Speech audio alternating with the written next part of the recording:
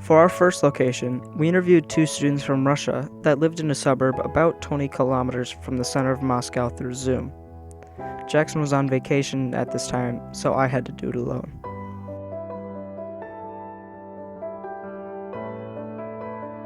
In the interview, we talked about what affects young people's opportunities for jobs in universities in Russia, and how education in the US and Russia are both different and similar.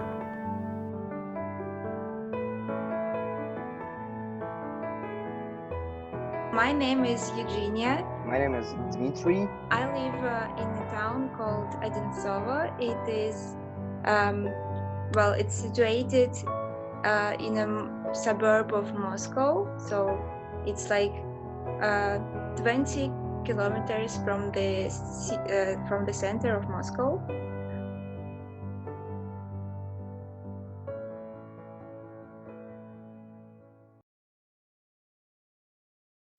Do you think that it's more beneficial to have 3 years of high school rather than 4? Well, in my opinion, I think so, because I think it is great when you have already decided on your future career. So, and you already know what you are going to do and what subjects you are interested in. Um, so I think 3 years is more than enough to prepare for your college. Mm-hmm. Like, what job are you planning to have in your future? Well, this year I have already entered a university and I'm studying architecture. Do you believe that the amount of money your family has earned affects your education and job opportunities? I think so because um, I had to take lots of like extra lessons to prepare for the entrance exams, like drawing, because we don't have these subjects in our like school curriculum. Um, so yes, my parents had to pay for these lessons, but now I'm studying at I have a scholarship, so I'm studying for free.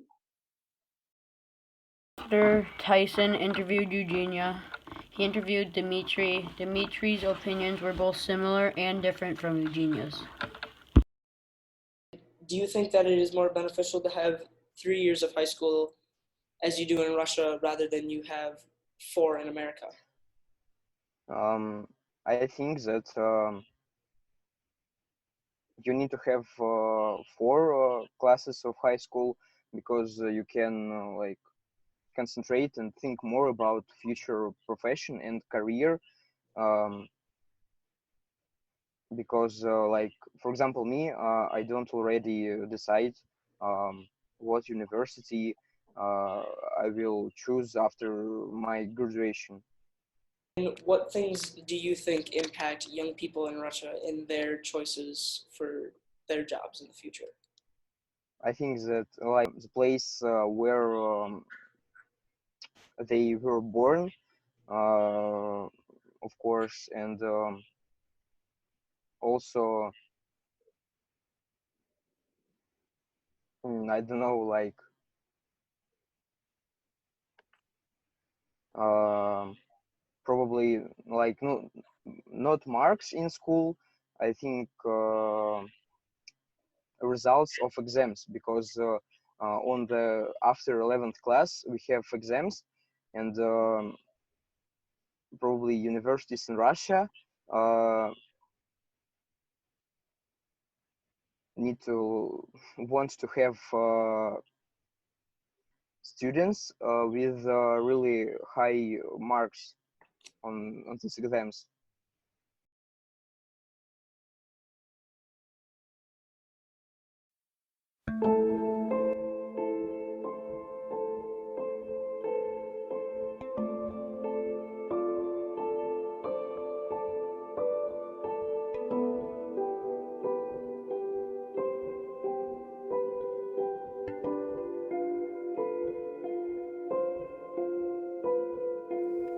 The second location we studied was Guatemala. Guatemala is one of the richest countries in Central America. However, that wealth is very centered and focused. 90% of the land is owned by 10% of the population, so the majority of the population lives in poverty. To learn more about how this affected education and job opportunities, we interviewed Rick and Kelly Olson. They were both teachers in Guatemala. Rick was an administrator for a private school and taught kids that were very wealthy. Kelly, on the other hand, taught at a public school where children had to compete for spots in private schools to better their education and opportunities to make a living.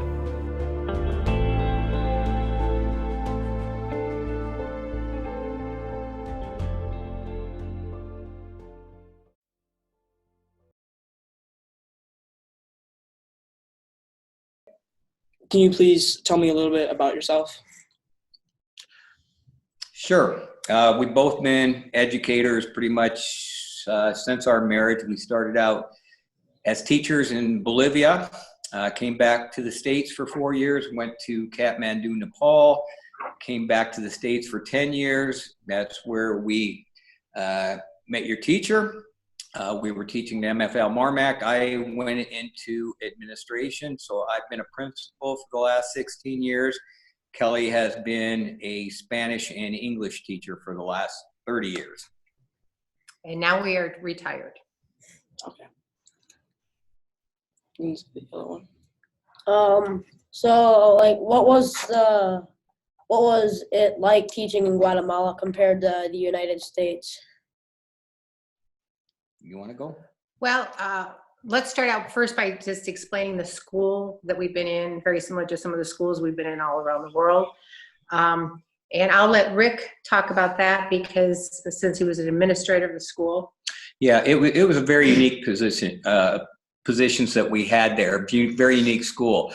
Guatemala is probably the wealthiest country in all of Central America.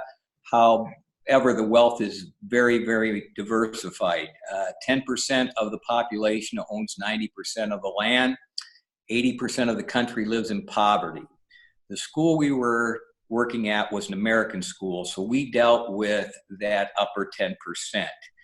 Very nice kids, but very, very wealthy kids. The president had his children in the school, grandchildren in the school. We dealt with affluency like you don't even recognize. I had parents who flew around the city in helicopters. That was pretty common. All my students belonged to clubs. They would go to their tennis clubs. They would go to their polo clubs. They would go to their equestrian or dance clubs after school. I even had a couple kids that were getting into Formula One racing. They would go to their racing clubs after. So kids that had money like you would not believe, and then the rest of the country is in extreme poverty. The situation was I was a principal there, and I dealt with nice kids, very nice kids, but very, very wealthy, affluent kids. Kelly dealt with a group of students that were allowed into school based on their merit, poor kids in their neighborhoods and their neighboring schools. So each year, 25 kids would be awarded a scholarship. Right. It was highly competitive to get into the school to do their grades 11 and 12 in our school. It was a scholarship program.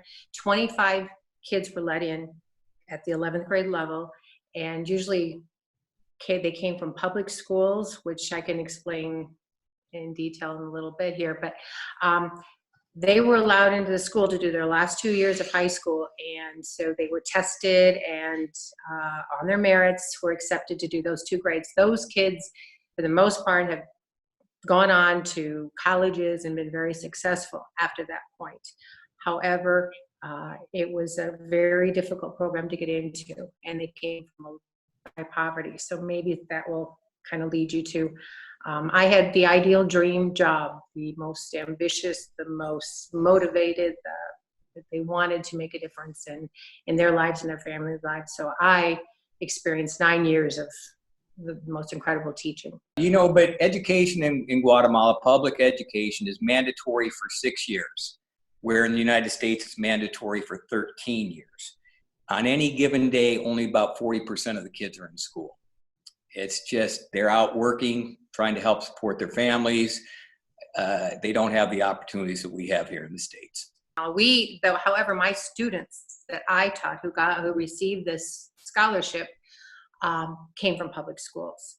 And they were the brightest of the kids in the public schools who came and tested. They usually close to 300 students competed for these 25 positions in our school. And they would tell me about the public schools. There were oftentimes the teacher didn't show up. There may have been paper to write on, may not have been. They may be putting buckets to catch the water that leaked through the roofs.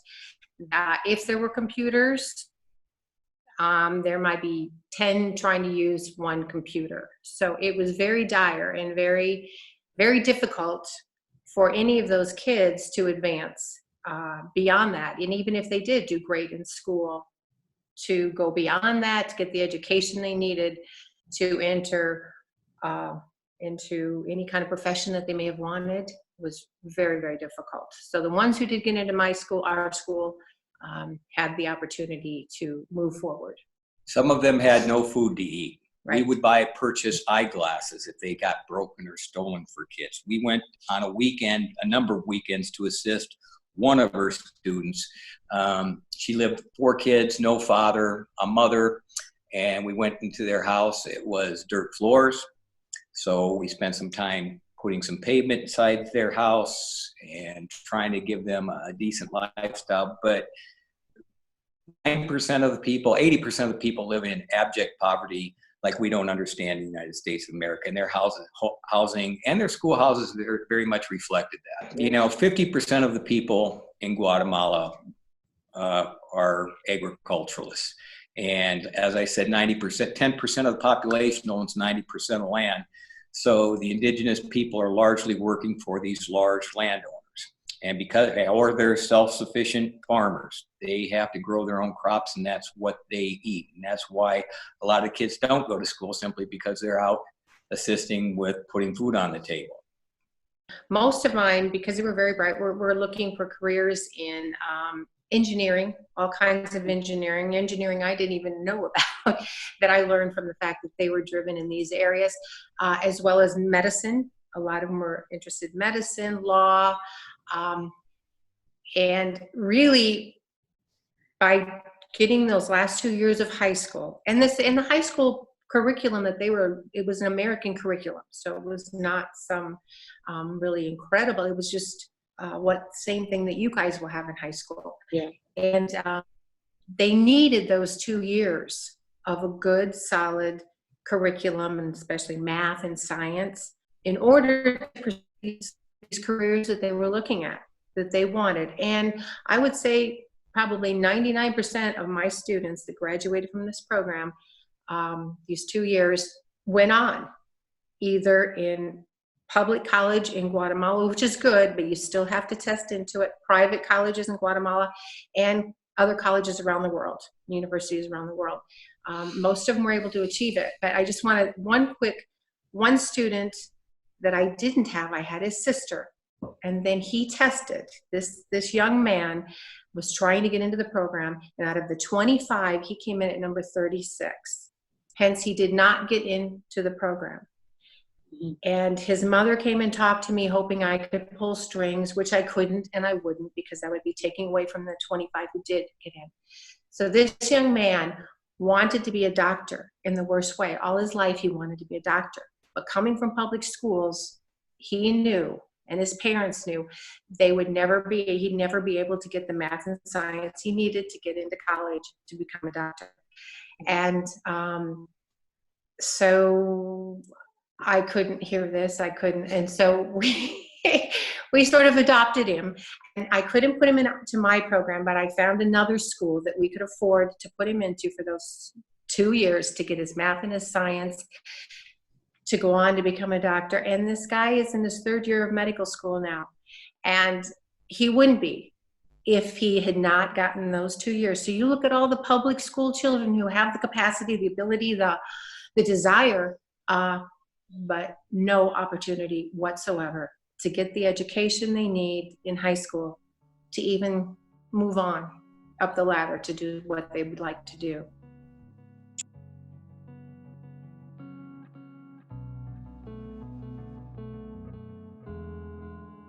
I think it's terribly dangerous for an artist. So in summary, around the world, the opportunities for educational and a bright future for children varies. There are some countries that have very good opportunities for students that have very minor setbacks like the United States and Russia. But there are some countries that have very poor opportunities that set back very bright kids. So do your opportunities decide your future? Yes. Global poverty is a problem, but if we all come together, we can help stop poverty around the world. There are many charities that you can donate to, so you can do your part. Thank you.